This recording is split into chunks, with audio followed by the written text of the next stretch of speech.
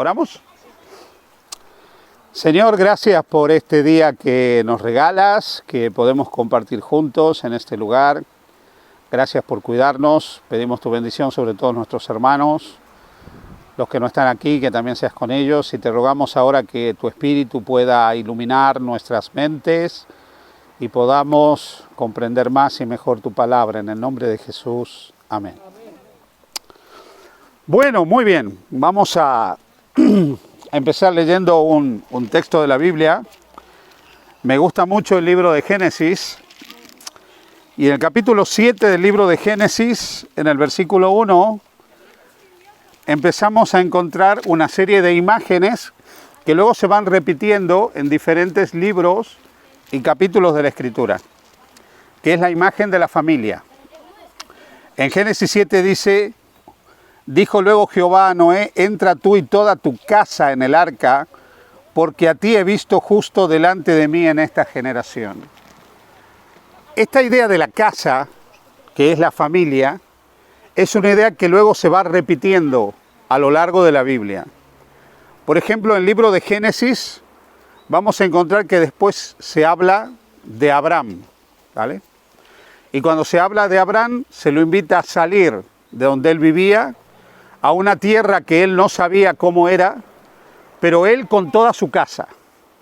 Es cierto que el concepto de casa, en aquella época ya, en la era patriarcal, es un concepto extendido. Para nosotros el concepto de familia se ha ido reduciendo cada vez más. Pero en esa época la casa eran no solo los miembros de la familia inmediata, sino la familia extendida y todos los que de alguna manera formaban parte del clan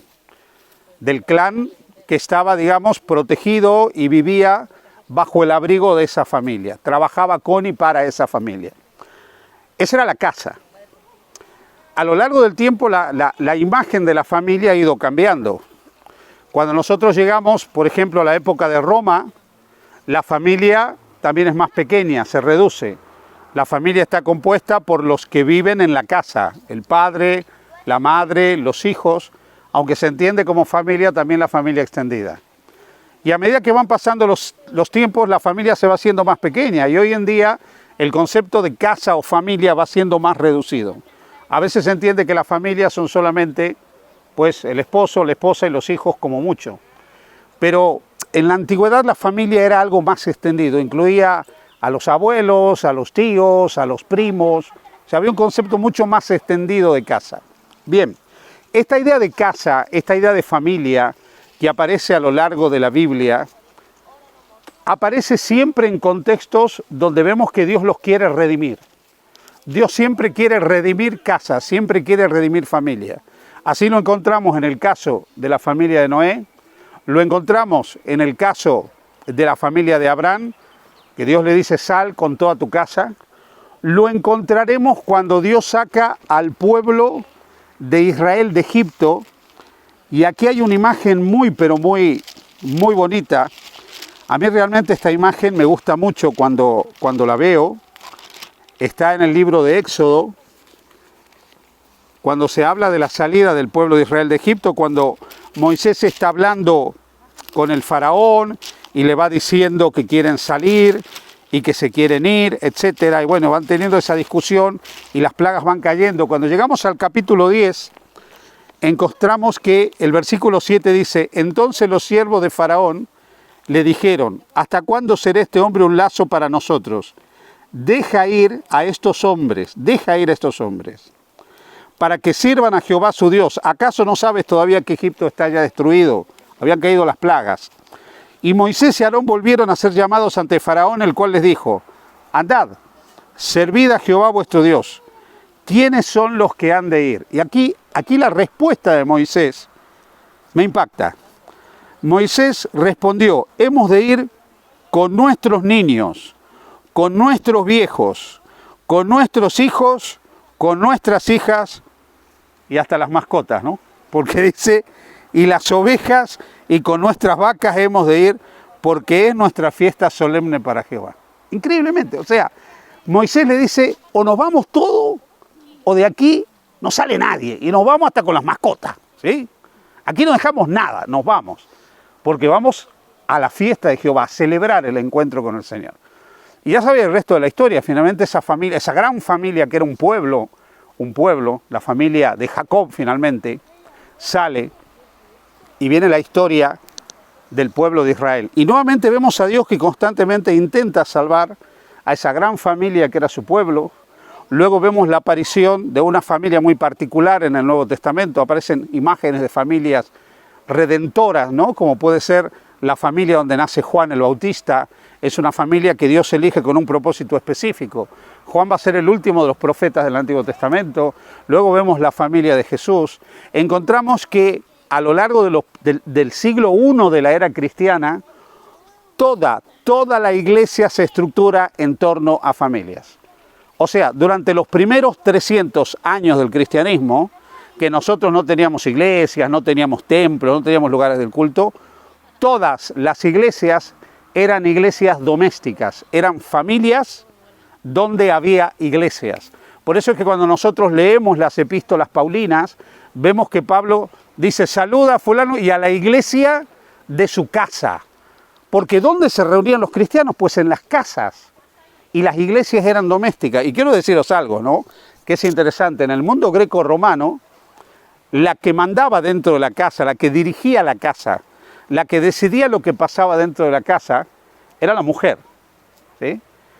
El pater familiae, por supuesto que era el pater, el patriarca, pero las cuestiones domésticas internas de la casa, él no se metía absolutamente en nada, eso lo decía la mujer. Así que durante los primeros 300 años de la historia del cristianismo, las mujeres tuvieron un papel preponderante en el desarrollo de las iglesias. Ellas dirigían iglesias, ellas coordinaban las actividades de la iglesia, ellas participaban de las actividades evangelizadoras de la iglesia. O sea, ¿por qué os hago toda esta introducción? Porque quiero que veáis brevemente, así con un gran pantallazo, la importancia del hogar y la importancia de la familia desde el punto de vista de la redención. Y un poco esta mañana hablamos acerca de cuál es el plan original de Dios para los hogares, para las familias, y hablamos de algunas cosas que debiéramos nosotros tratar de cultivar para poder proyectar exactamente y vivir ese plan ideal de Dios. Pero yo esta tarde quiero hablar de otro elemento, que es el elemento de la oración en el marco de la vida familiar.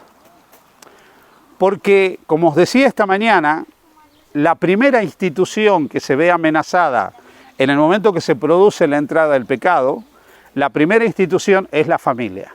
Ahí empiezan los problemas empiezan en el marco de la vida familiar. Fijaros que no bien entra el pecado, al poco tiempo nosotros ya tenemos una historia familiar tristísima, donde un hermano mata a otro hermano. ¿Os imagináis eso en una familia?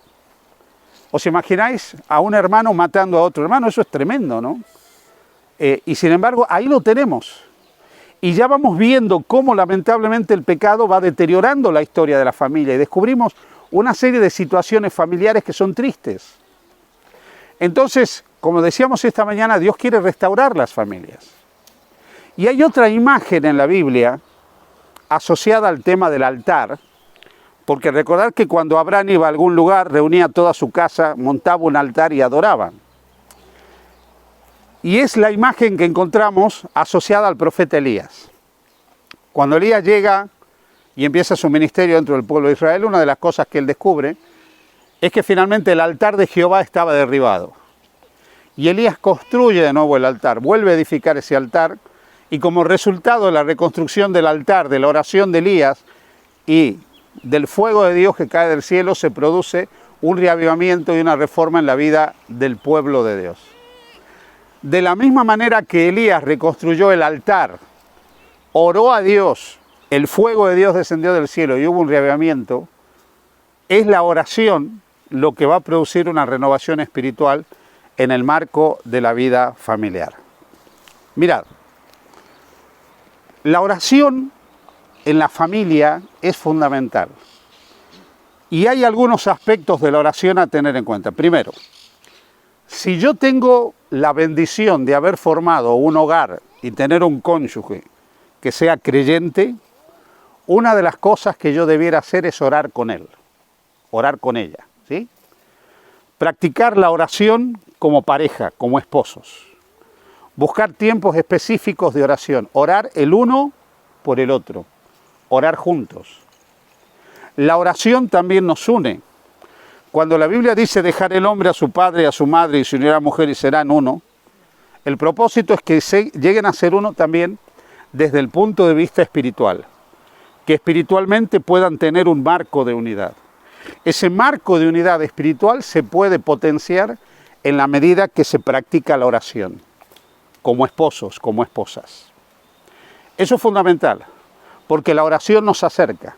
La oración nos hace tener no solo simpatía, sino empatizar también con el otro. La oración nos anima, la oración nos fortalece. Y la oración hace que la relación entre un hombre y una mujer, entre una pareja, sea mucho más fuerte. Porque yo le estoy dando a ese matrimonio un componente fundamental. Y es el componente de la presencia de Dios. La presencia de Dios es lo único que puede realmente marcar una diferencia en una relación matrimonial. Y es lo único que puede hacer que tanto el hombre como la mujer puedan vivir la vida conyugal desde el proyecto y el propósito de Dios.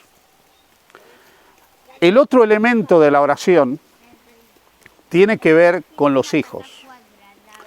Los que han tenido o tienen el privilegio de haber formado una familia y tienen también hijos, aquí entra otro aspecto importante, y es que nosotros tenemos que enseñar muy pronto a nuestros hijos a orar.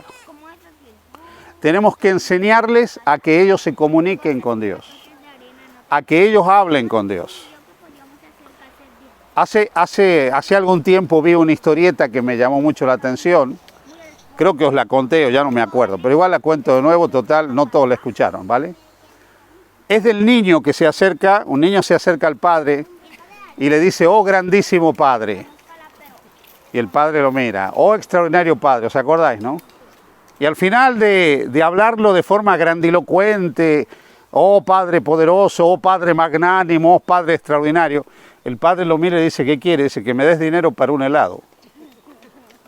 Claro, y el padre dice, pues pídeme papi, dame dinero para el helado y te lo doy. No dice que cuando tú oras te diriges al Padre de esa manera, yo creía que esa es la forma para obtener resultados, ¿no? Mira, si algo tienen que entender nuestros hijos, es que orar es hablar con Dios. Y es el acto de abrirle el corazón a Dios como un amigo. Y acercar a Dios a los hijos no debiera ser complicado. Os voy a decir, cuando yo estaba de novio con mi esposa y empezamos a hacer planes de que nos íbamos a casar, empezamos a hacer lo que se llama comunicación preventiva, ¿no? O sea, empezamos a hablar de cómo iba a ser diferentes áreas de nuestra vida. Y entonces llegó, y bueno, y si el Señor nos bendice con hijos, vamos a hacer el culto de familia, ¿no? Y yo me imaginaba un lugar específico para hacer el culto de familia, con un altarcito, con algo significativo, ¿no? Una habitación pequeña, un rincón. No lo tuve en mi vida eso. No lo tuve. Pero los cultos de familia más significativos y los momentos de oración más significativos que recuerdan mis hijas hasta el día de hoy son cuando ellas estaban en pijama saltando en la cama. Porque en ese lugar, que estaba ya distendida, porque ya estaban duchaditas, y nosotros estábamos un poco más relajados también, habían pasado las tareas del día, ahí nosotros le contábamos historias, y hacíamos representaciones y cosas para ellas, y ellas jugaban, o sea, el culto fue un juego para ellas. El tiempo de oración, hablar con Dios, fue algo muy natural para ellas. Y se fueron criando en ese ambiente muy natural. Y recuerdo los sábados también. Los sábados es otro tema, porque los sábados, claro, los sábados, los contextos son diferentes. Yo también os voy a decir que yo vengo de un contexto diferente, porque en Interamérica, en Sudamérica, el sábado es un poquitito así rígido, ¿no? Las cosas como son. Entonces los niños por ahí la pasan un poquitito mal, porque los tienen muy...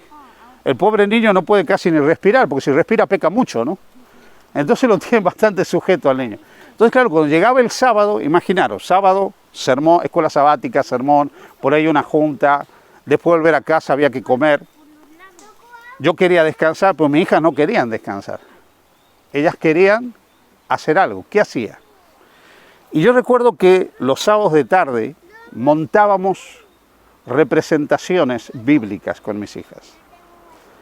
Yo no he traído fotos, pero yo aparecía disfrazado de Goliat, aparecía disfrazado de rey, de lo que haga falta.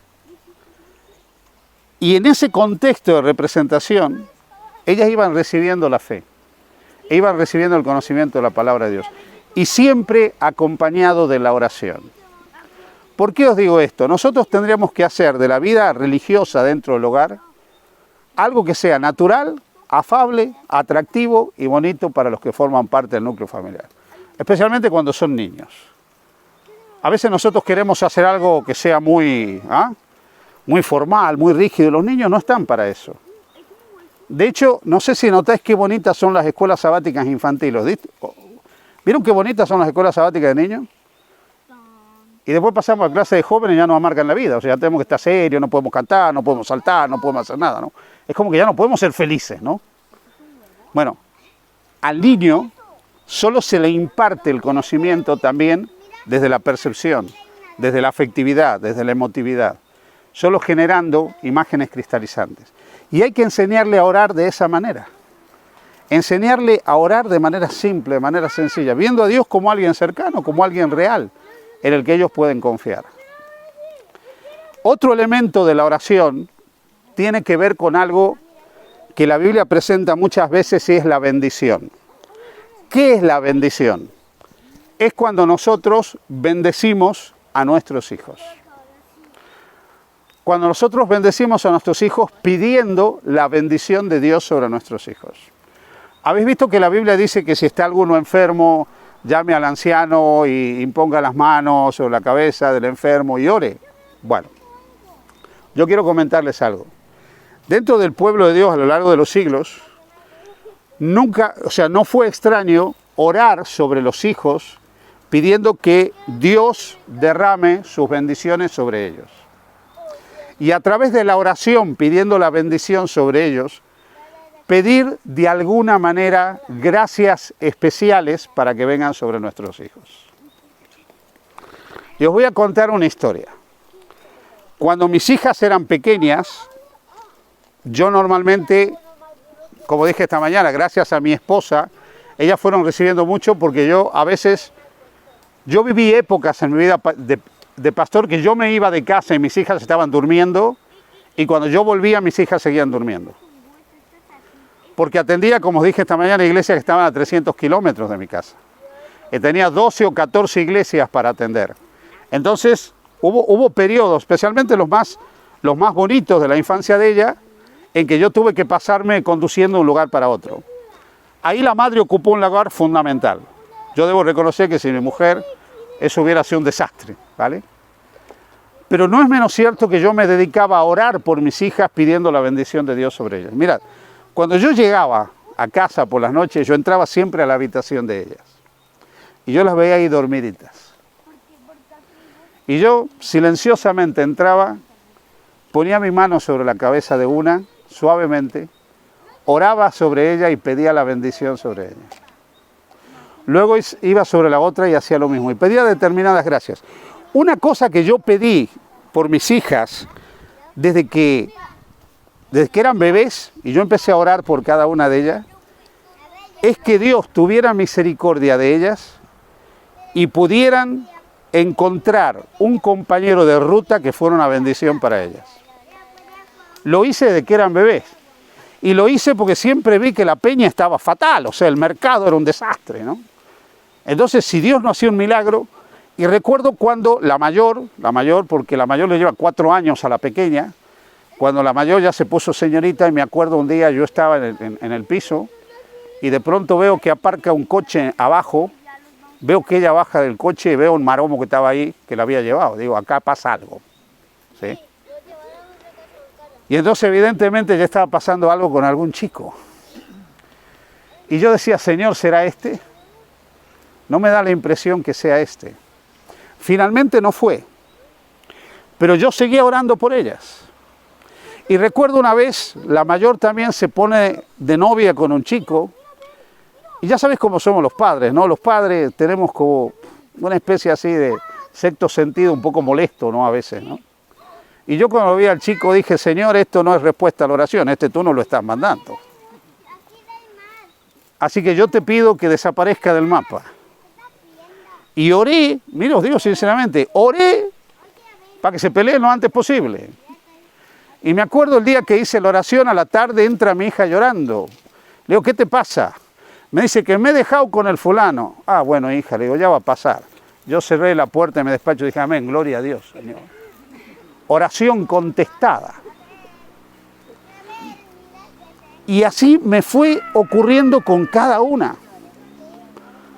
Y llegó un momento en nuestra vida en que mi hija mayor, mi hija pequeña, se fue a estudiar. Bueno, las dos estudiaron fuera, ¿no? La mayor estudió en Estados Unidos un tiempo, pero la pequeña decidió ir a estudiar a Argentina. Y cuando se fue yo le dije, mira, yo te pido una sola cosa, hija, que tú te dediques a estudiar. No te dejes hacer el cuento por ningún gaucho, porque los argentinos por el pico son mandados a hacer. Así que si viene alguno a decir que tú eres la mejor del mundo, no le creas nada. Tú dedícate a estudiar, cuando te reciba ya verás lo que hace. Y hizo lo que hacen todos los hijos, no hacen caso, ¿vale? Pero cada día su madre y yo estábamos orando, cada día. Y yo seguía orando, pidiéndole a Dios que viniera el compañero de ruta que fuera la voluntad de Dios. Y mi hija de pronto aparece con un chico. Bueno, aparece por Facebook, que nos escribía y toda esta historia, ¿no? Y yo lo veo al chico, me escribo un poco con él, y yo digo, Señor, me da la impresión de que este no es. Pero mi hija estaba convencida que sí. Y mi hija finalmente, sinceramente, yo supongo que enamorada, pasó el tiempo y decidió casarse con este chico. Y yo dije, bueno, si es su decisión, lo tendrá que hacer. Yo hablé con ella. Le dije, mira, yo te voy a decir una vez lo que yo pienso. Te lo voy a decir una vez. Y le dije lo que yo pensaba y lo que yo opinaba. Le digo, a partir de ahora tú decides lo que haces con tu vida. Yo ya te dije lo que yo creo. Y evidentemente hizo lo que ella quería, ¿no? Era mayor de edad, estaba enamoradísima. Ya sabes que cuando uno está enamorado, pues está enamorado, ¿sí? De ahí viene la palabra novio, no vio lo que estaba haciendo, no vio lo que hace, ¿no? La palabra novio, ¿no? Y entonces finalmente ella decide casarse y se casó. Y yo el día que ella el día que yo le estaba casando, yo estaba casando a mi hija, ¿no? Y yo mientras la casaba a mi hija, yo decía, Señor, yo la pongo en tus manos. Pero yo no siento que esta sea la respuesta a las oraciones que durante años he estado haciendo. Pero todo está en tus manos. Como mucho un año después mi hija estaba divorciada. Fue un drama familiar tremendo la situación que le tocó vivir con una persona que realmente mostraba algo que no era y que además instrumentalizaba la religión para maltratar. Instrumentalizaba la religión para maltratar. Y finalmente, pues, luego del divorcio, la hija volvió muy golpeada, ¿no? Por toda esta situación. No era realmente lo que ella esperaba y lo que nadie esperaba. Evidentemente yo no le dije absolutamente nada, no estaba en mí a decir, mira, yo te advertí, yo te dije, mira lo que te pasa, eso no sirve para nada. Ya añadirle dolor al dolor que tenía no tenía ningún sentido. Y fue pasando el tiempo. Y yo recuerdo un día estábamos en Badalona haciendo una expo biblia con la iglesia de Badalona y ella viene y me dice, te voy a presentar a un amigo. Y me presenta al amigo, un chico de Badalona. Y yo lo veo al chico y le veo una cara de bueno, le veo unos ojos de buena gente, le veo un rostro de persona extraordinaria. Y finalmente ellos tomaron sus decisiones. Ellos decidieron formar una familia. Y cuando yo la veo a ella con él, yo veo la respuesta a mi oración. Y un día me acerqué a él, le puse la mano en el hombro, delante de ella y le dije, por este niño oraba. Y Jehová me dio lo que yo le pedí. Porque esa era la persona. Esa era la persona que Dios realmente quería que la sostenga, la apoye, la acompañe y la guíe en el camino de su vida. Yo estoy convencido que cuando nosotros oramos, Dios contesta. Y con la hija mayor me pasó exactamente igual. Además, las dos siempre tuvieron candidato, porque ven que a algunos les cuesta enganchar, a esta no. Así constantemente yo tenía que andar con la escopeta viendo qué había, ¿no? Y con la mayor me pasó exactamente lo mismo. Hasta que ella conoció a Tom. Un chico que es inglés, no es adventista, de tradición anglicana, con principios protestantes muy fuertes, diría yo, en su forma de vivir. Cómo entiende la vida, cómo entiende las relaciones, cómo entiende todo. Y cuando yo lo veo a él también, veo realmente una persona que es por la que yo estaba orando. Porque tiene nobleza interior en su corazón. Tiene un corazón noble, es una persona buena. Por eso quiero deciros una cosa. No os canséis de orar por vuestros hijos. No os canséis de orar por vuestras familias. No os canséis de orar por vuestros cónyuges. No os canséis de orar nunca. Porque cuando uno clama al Señor, el Señor va obrando. La oración tiene una característica y esto a veces nosotros no lo entendemos. Hay personas que me han dicho, ¿por qué tengo que orar si Dios sabe todas las cosas? Os voy a explicar por qué. Porque Dios, en un acto de su soberana voluntad, en un decreto divino, ha decidido que la oración sea el medio a través del cual Él derrama sus bendiciones sobre nosotros. Esto pasa cuando nosotros vemos que Jesús se acercaba a personas que estaban enfermas. Por ejemplo, un paralítico. Jesús está delante del paralítico y le dice, ¿qué quieres que te haga? ¿Qué quiere un paralítico? Saca la lotería, saca el gordo de Navidad. ¿Qué quiere un paralítico? ¿Quiere andar? Pero Jesús le dice, ¿qué quieres que te haga? ¿Acaso Jesús no se daba cuenta que el paralítico lo que necesitaba era andar? Sí se daba cuenta. Pero el paralítico tenía que ser consciente de la necesidad que él tenía y pedirle a la persona adecuada la intervención. En este caso era Jesús. La oración nos conecta con aquel que puede traer la bendición a nosotros. Y Dios quiere que la oración sea la llave en la mano de la fe para abrir el almacén del cielo. Y entonces nosotros le permitimos a Dios, le permitimos a Dios, habilitamos que Dios abra ese almacén, abra su despensa y derrame las bendiciones. Por eso es importante la oración. Por eso es importante que nosotros utilicemos esa llave. Y nosotros no somos conscientes de lo que realmente la oración puede hacer en la vida de los nuestros. Yo tengo un amigo que es médico, hijo de un pastor, ¿sí? Se crió en una familia pastoral, yo diría una familia rígida. Su padre era bastante ceremonioso y bastante recto para todas las cosas, ¿no?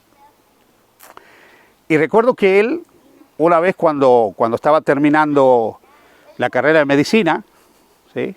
Él se fue a estudiar fuera. Es chico de Perú, ¿sí? Chico de Perú.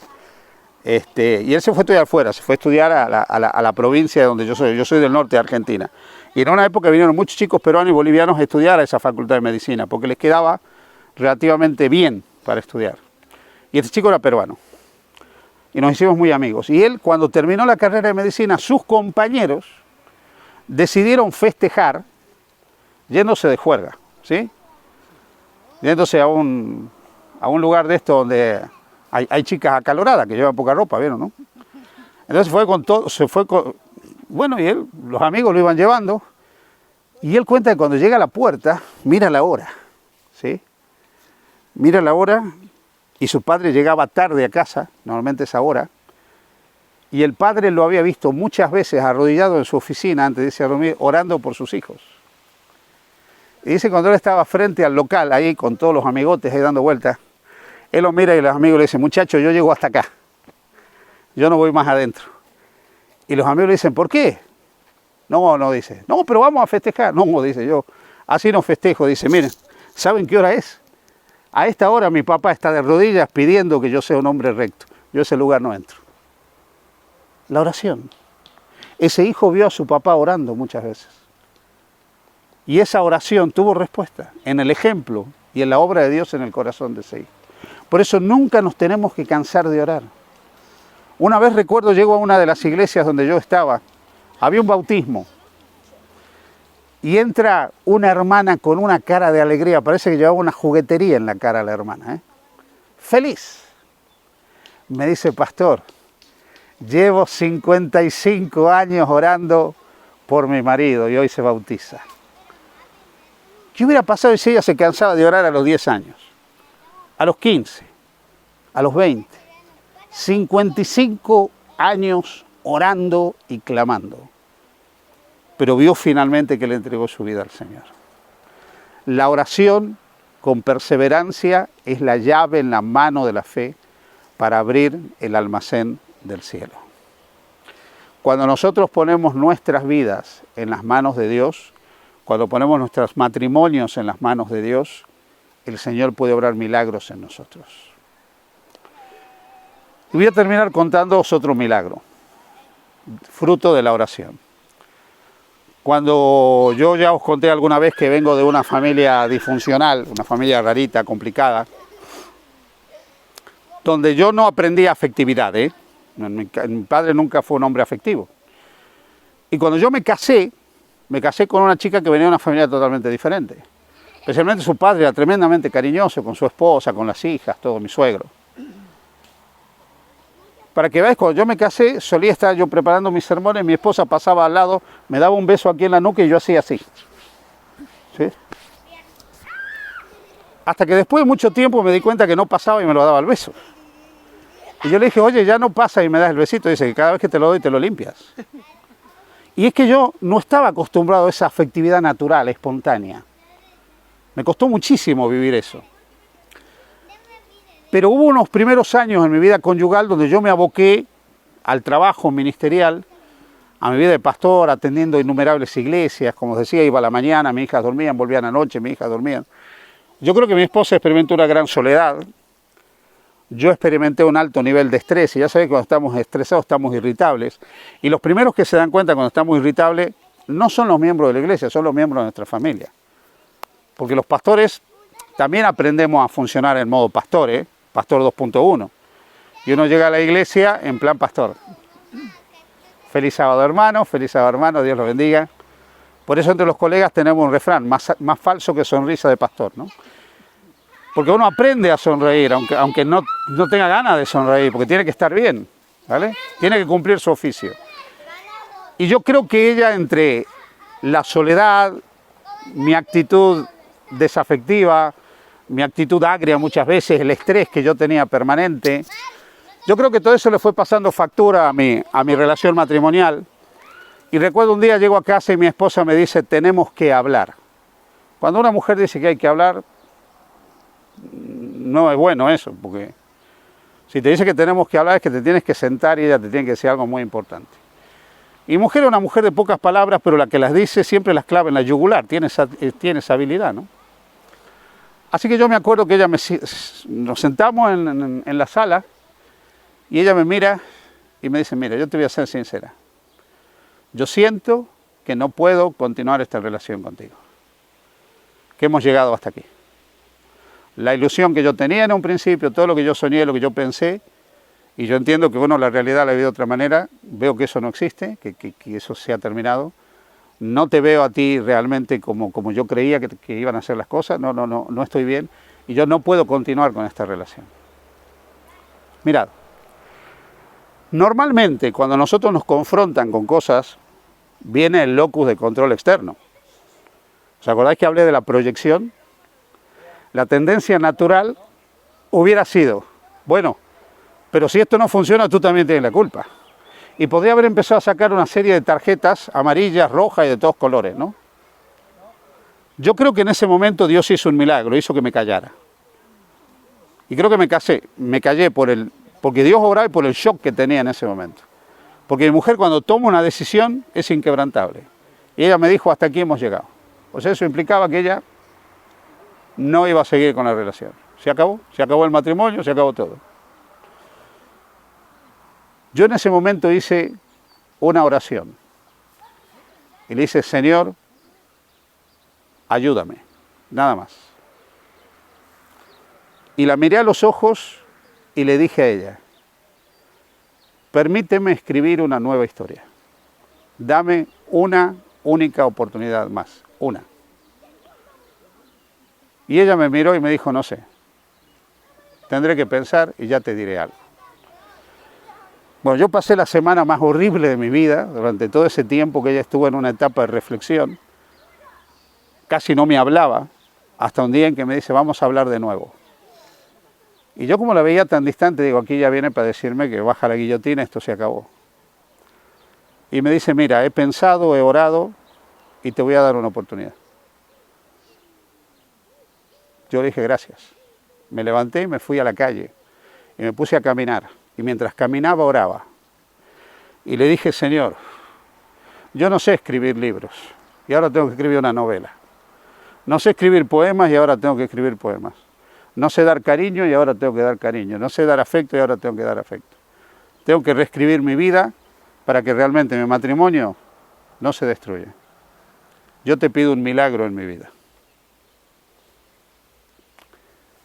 Y cada mañana, cuando yo abro mis ojos, la veo a ella a mi lado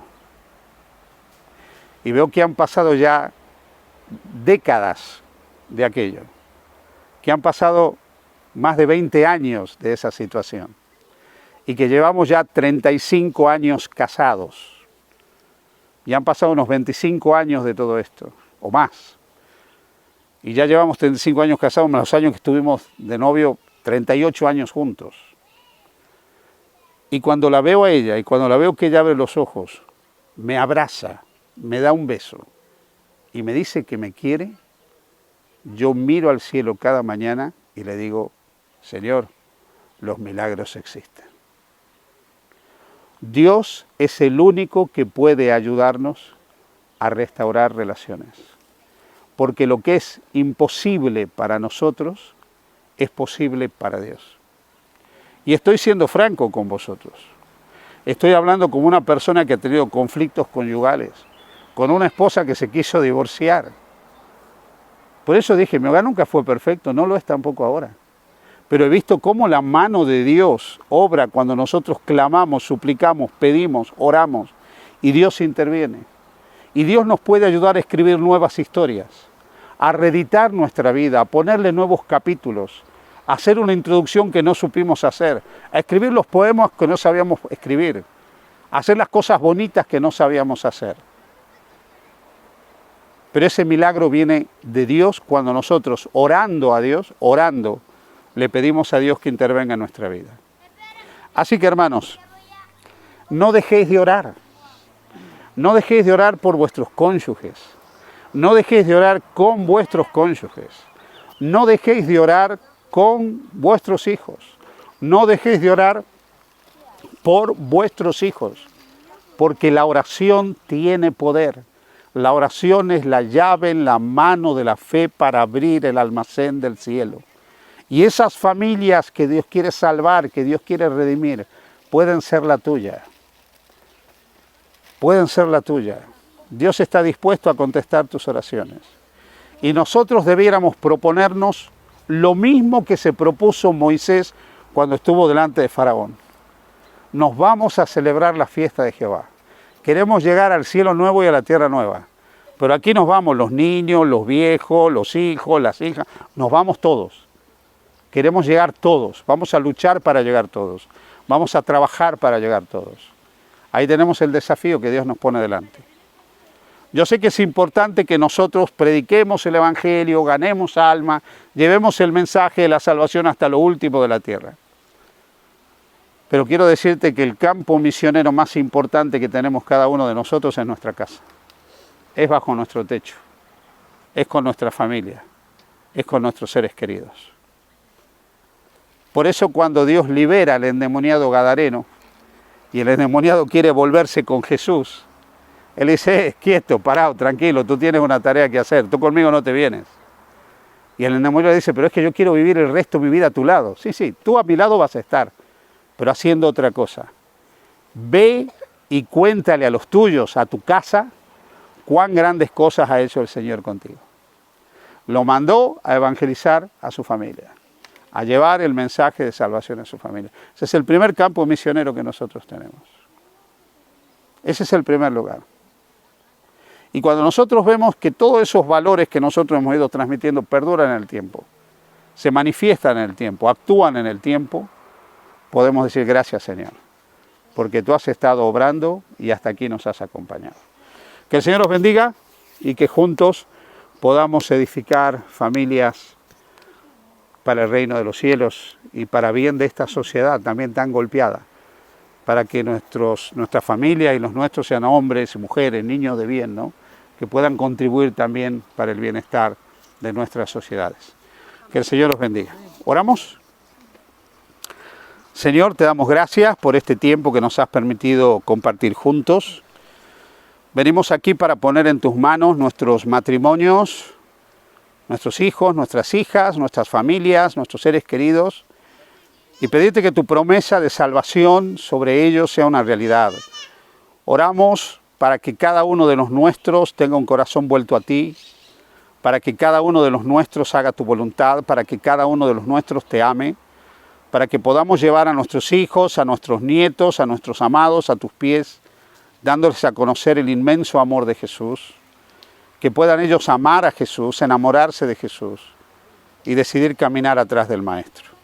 Bendice nuestras familias, nuestros matrimonios, los hogares que como iglesias tenemos y que tu bendición repose en cada uno. Gracias por todo. Ponemos nuestras vidas, hogares y familias, matrimonios en tus brazos de amor, pidiéndote todo en el nombre de Jesús. Amén.